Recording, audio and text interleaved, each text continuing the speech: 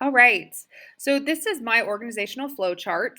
I could have gone a lot of different ways with this, but I'm in a very unique situation. I'm a gifted facilitator for multiple districts, and I'm actually hired by a co-op. So I tried to put together how I see things, and honestly, I had to figure this out. So this was actually really good for me. I had to figure this out in August, trying to figure out who I talked to for what and who I asked permission for what and what's going on. Because really, I just fly under the radar a lot, but I also need to know all of these things. So this was good. So up here, I've got my in our clouds. I have our community and parent input, also our state and other stakeholders.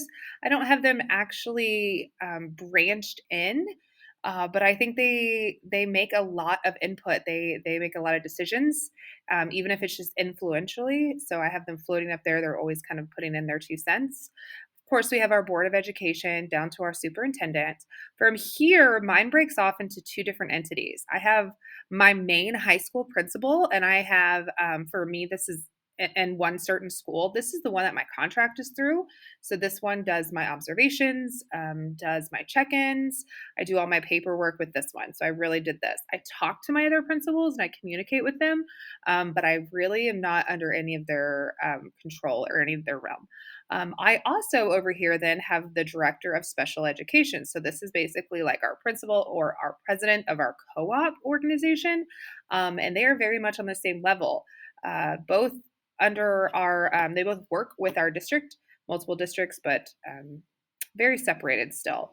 Under this, under these two people, we've got, of course, over here at the high school, we've got two deemed assistant principals, and then we also have a dean of students, all very much on the same level, reporting to our high school principal, doing lots of different duties, discipline, curriculum, absolutely everything.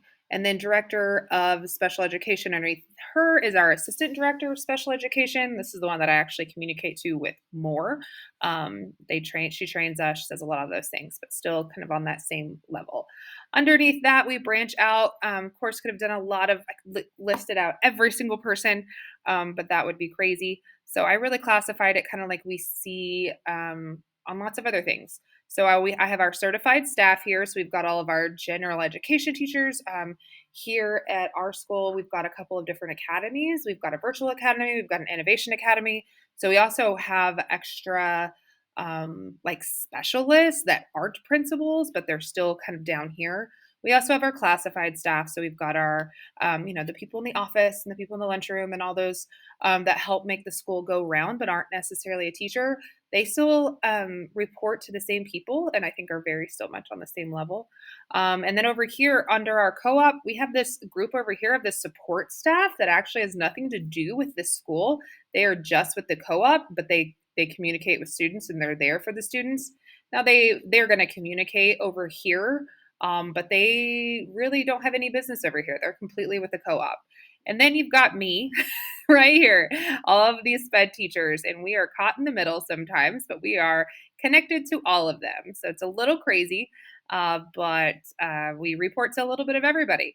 It just kind of depends on what the decision is and depends on what we're talking about and depends on what school we're at. And down here, I have us all reconnected with students because I think that's very important to remember that this is why we do what we do and to always have that on our minds. So when I was first looking through this, I was thinking it was more of a hierarchy off the bat just because of the kind of the triangular form. But then when I really started to dig into the research and really looked at it, I think we are very much a functional organizational structure, especially with the co-op over here. We could break down these assistant principals, dean of students onto what they do specifically. You could also break it down even into down over here, you could break it down into the English department, the math department, the social studies department. And they really do get a lot of autonomy to make decisions for their specific spots, their specific lane. But at the end of the day, it all still has to trickle up here, any of those big decisions. So I think we try to be that functional organization. I think that is a healthy one.